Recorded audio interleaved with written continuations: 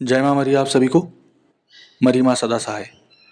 आज मैं आपके लिए माता बिजासन की उत्पत्ति के बारे में बात करने वाला हूँ।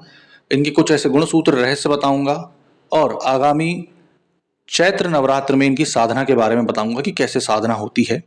और जो इनकी उत्पत्ति की कथा है पहले आप वो समझिए और जानिए। माता बिजासन आदिशक्ति का ही स्वरूप है। जब आदिशक्ति रक्त बीज का वध करके उसका आसन बना करके उसके ऊपर बैठ गई थी, तब माता बिजासन का प्राकट्य हुआ था। तो ये है माता बिजासन। अब दूसरी बात आती है कि कई लोग मेरे YouTube पर, मैंने बोला था कि माता बिजासन सौम्य और उग्र रूप दोनों में चलती है, तो लोग बोल रहे थे उग्र रूप में नहीं चलती है। जब देवी आदिशक्ति उग्र रूप में प्रकट हुई और रक्त बीज का वध किया और उसके ऊपर बैठ गई, तब वो माता बिजासन बनी। इसी कारण से ये सौम्य और उग्र रूप दोनों में चलती है। यही कारण है कि ग्रामीण पद्धति में इनको तामसिक बलि भी लगती है, सात्विक बलि भी लगती है। अब आते हैं कि ये बीजों की रानी बिजासन जो है, इनको प्रसन्न कैसे किया जाए, इनकी साधना कैसे की जाए। तो जो इनकी साधना होती है, नॉर्मल डेज में आप 31 डेज की साधना करते हैं। शाबर मंत्रों की आप अगर साधना करते हैं 31 डेज में, तो आपको 3 माला प्रतिदिन करना होता है रात्रिकालीन में, और आखिरी के दिन भोग देना होता है अगर आप तामसिक करते हैं।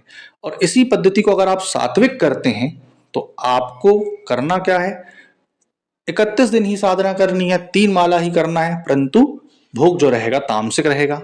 सात्विक अगर आप भोग देंगे तो पहले दिन, 11वें दिन और आखिरी दिन, और तामसिक देंगे तो पहले दिन जब आप कर रहे हैं तो वो सात्विक भोग, और लास्ट में जब आप हवन करेंगे वो तामसिक भोग जाता है।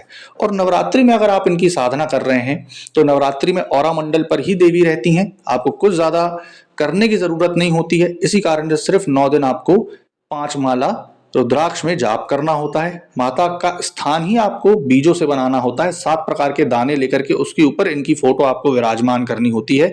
जिस तरीके से इनका नाम है उसी तरीके से इनकी स्थापना भी होती है। बीजों का आसन, और उसके ऊपर रक्त चंदन को बिछाया जाता है, उसके ऊपर इनको विराजमान किया जाता है। आटे की ढेरी, गेहूं की ढेरी, ठीक, उसके ऊपर आपको इनको स्थापित करके नारियल, पान, फूल, प्रसाद और इनका जो दिया होता है उत्तरमुखी सरसों के तिल का या कच्चे तिल के तेल का दीपक लगा करके रुद्राक्ष की माला से हवन, पूजन, अर्चन, मंत्र, जाप सारी चीजें होती हैं। देवी बहुत उग्र स्वरूप में भी होती है और बहुत सौम्य स्वरूप में भी होती है।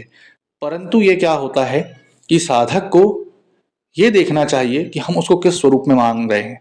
आप माँ मान करके साधना करोगे तो माँ काली भी आपको गोद में उठाएगी, स्वामी रामकृष्ण परमहंस जैसे, है ना। और आप मल्ला मनी बनना चाहोगे तो माँ आपको तो मारेगी ही मारेगी। साधना दोनों ने करी, लेकिन फर्क दोनों की भक्ति में है, मोटिव में है। तो साधना में मोटिव मायने रखता है, ना कि मंत्र। तो जो इनका मंत्र होता है शाबर मंत्र होता है।